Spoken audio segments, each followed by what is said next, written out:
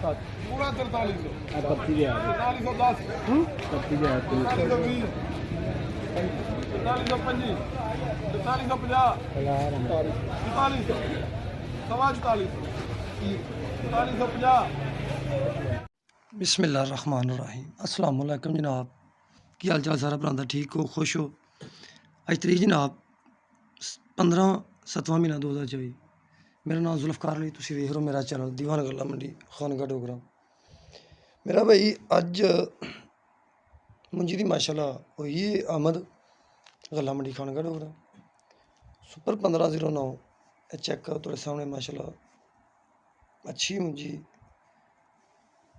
साफ है खुशक एडी नमी है नहीं तो जेह्ड़ा अज्ज इंदा बोली च रेट लग्गा है वो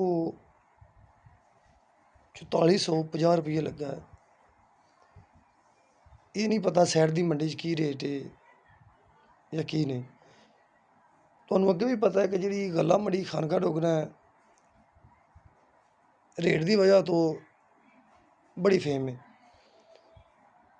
इंदा दूर तक ना है कि यार रेट जिमीदार लिए फायदेमंद है कि रेट अच्छा है ठीक हो गया। हालां तक पाक पत्तन विकी है इन्हां जगह इन्हां इलाकों 15 और सुपर फैन विकी है जेह्ड़े 41-4200 तक रेट रहे ने।